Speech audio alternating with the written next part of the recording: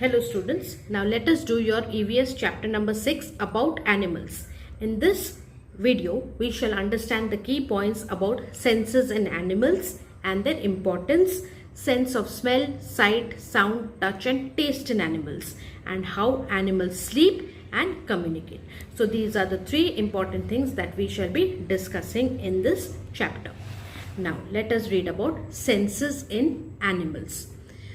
Just like a human being, animals also have sense organs that help them to locate food, communicate with each other, find a safe place to live and protect themselves from danger. जैसे हम इंसानों में 5 sense organs है. They are your eyes, nose, ears, skin and mouth.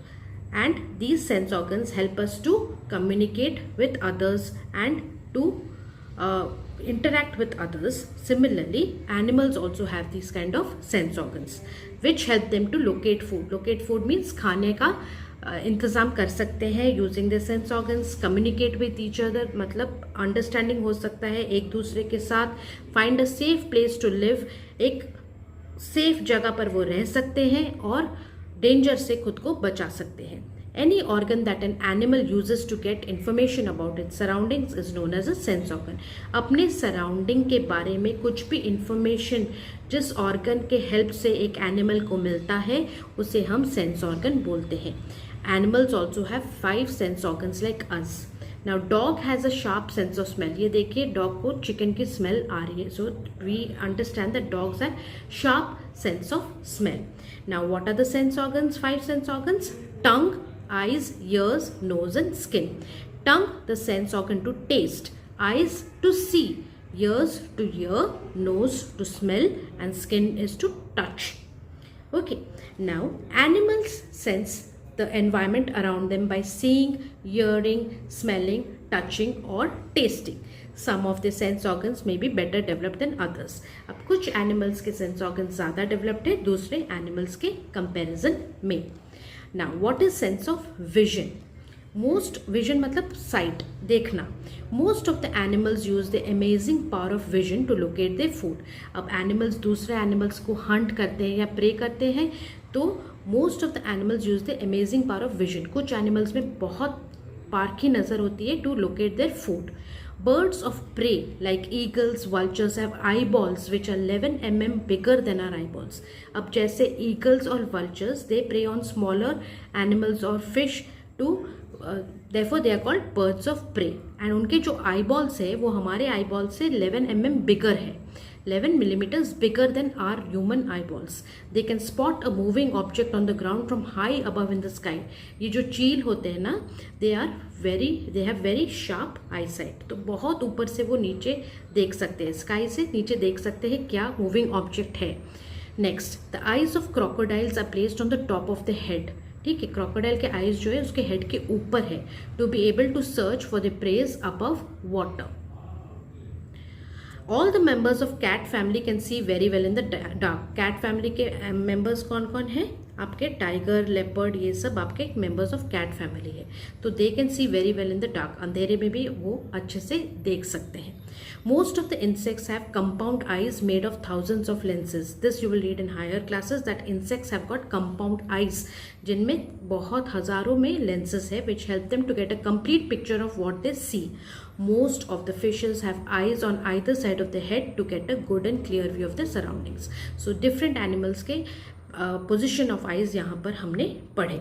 ठीक है, and क्यों ऐसे है ये भी हमें जानना ज़रूरी है. Next is your sense of smell.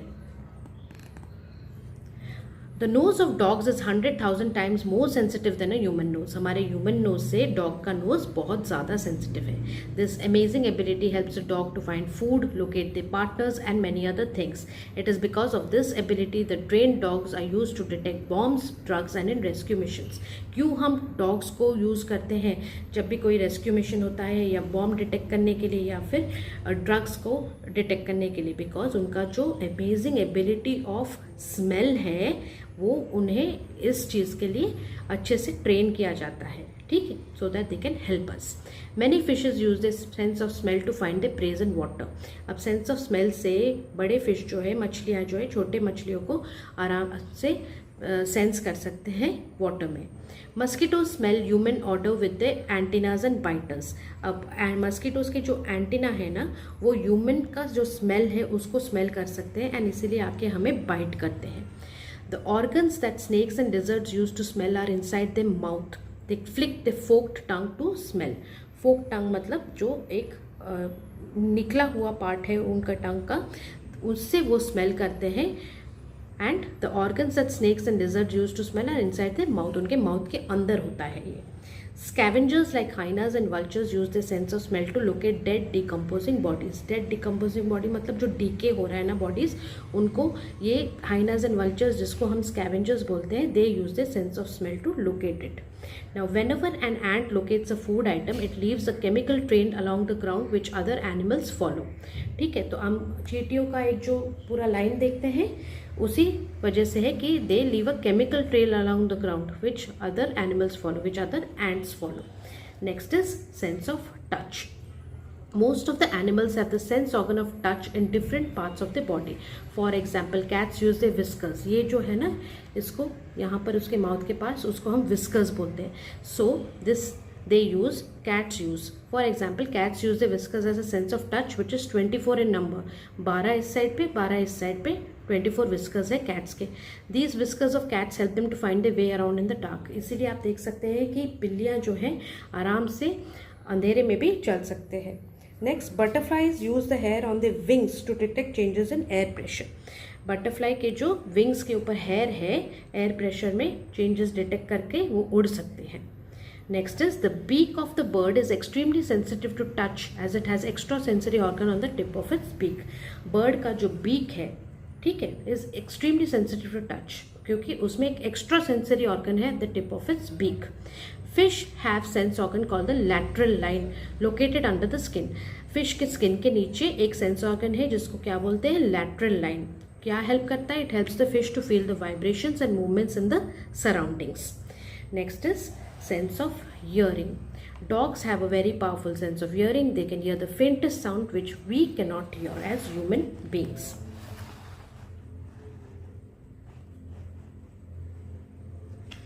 Bats use their superior sense of hearing in the night to find food.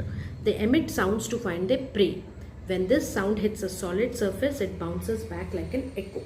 तो जो आवाज़ें हमें रात को बैट से आते हैं वो कैसे आता है? क्योंकि जो साउंड बैट करता है वो जाके किसी सॉलिड सरफेस पे हिट करता है जिसकी वजह से एक एको हमें सुनाई देता है. Now the bats can recognise the type of prey by its sound and even determine how far it is. तो इस वजह से कैसे टाइप का प्रे है वो भी बैट्स रिकॉग्नाइज कर सकते हैं और कितना दूरी में है ये भी वो जान सकते हैं. Grass hoppers have hairs on the body to detect sounds. Grass hoppers के कहाँ पर है? They have hairs on the body to detect sounds. Crocodiles can even hear the young ones from inside the egg shells. Whales and dolphins use echoes of their sound to move in water. तो ये सब आपको याद करना है कि किस animal का कहाँ पर सेंस ऑर्गन है. Next, sense of taste. Dolphins have no sense of smell but they can taste their food. Important. Which fish has no sense of smell but can taste their food? Dolphins. A butterfly moves on the leaves before laying eggs to make sure that the leaves can be eaten by the young caterpillars.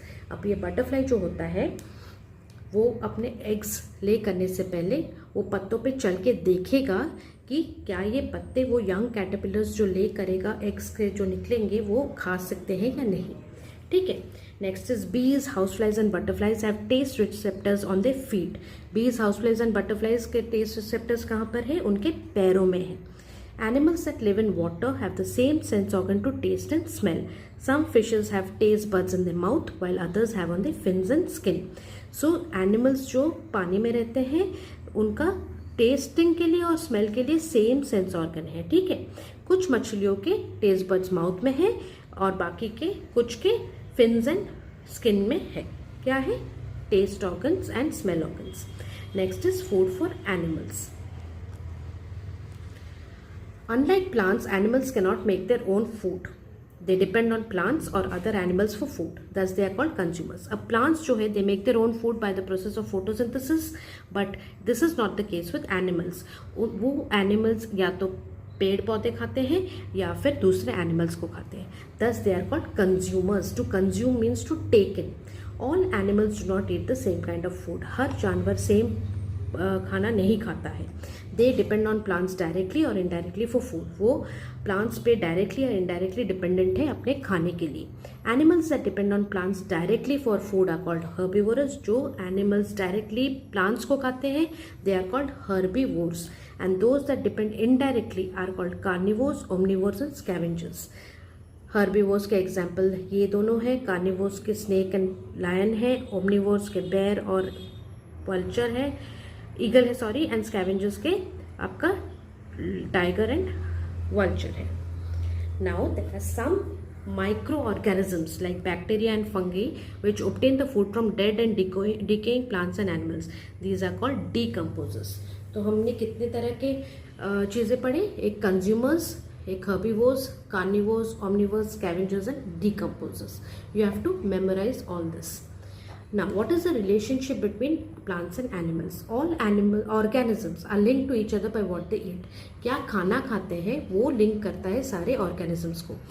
और a series of organisms linked together in an order in which they feed on each other is called food chain.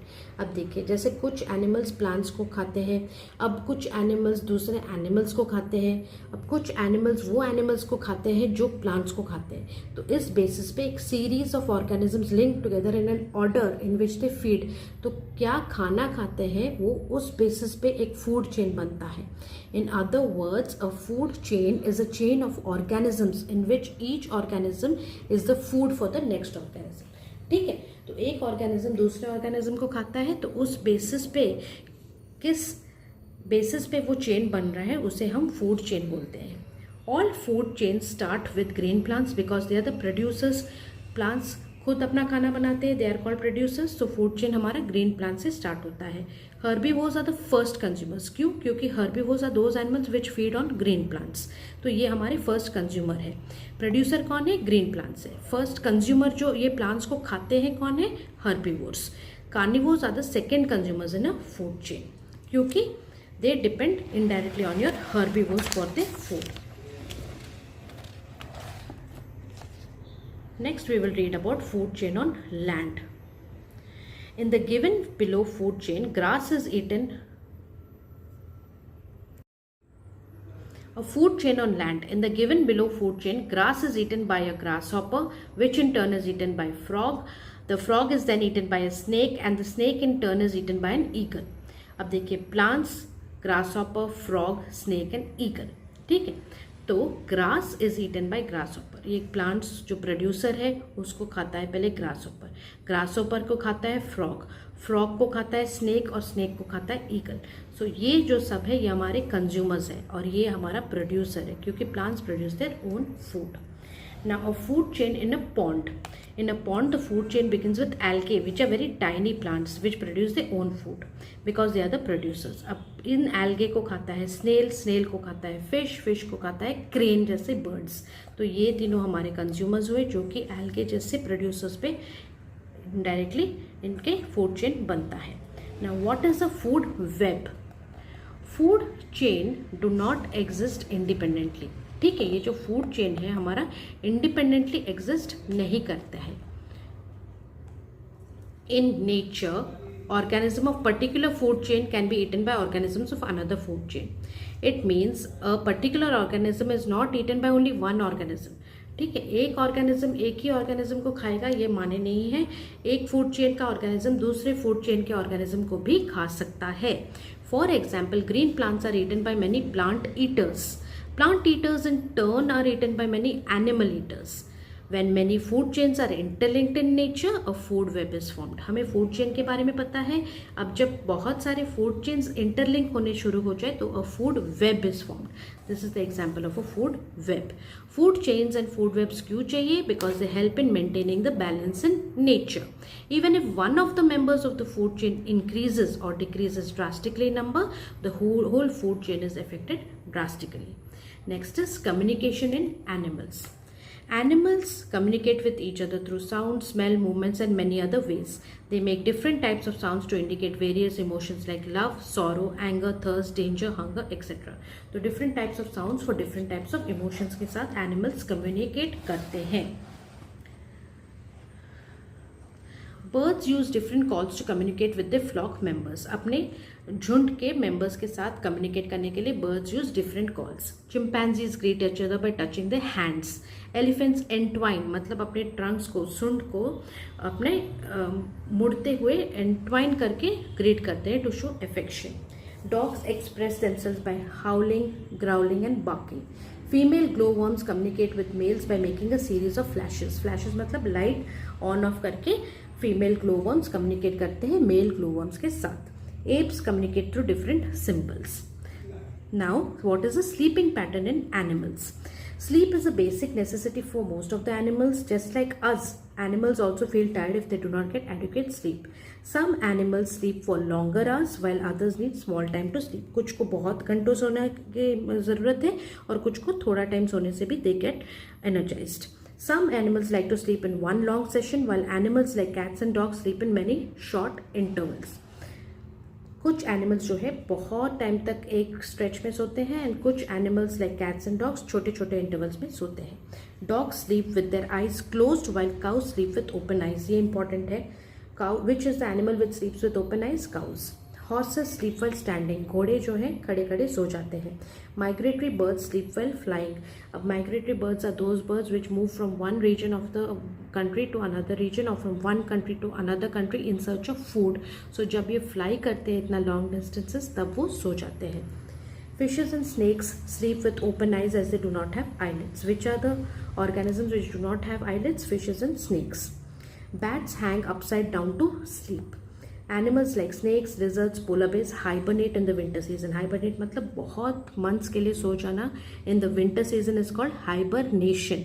And keep in mind जब वो कुछ animals summer season में सोते हैं लंबे duration of months के लिए उसको बोलते हैं एस्टिवेशन.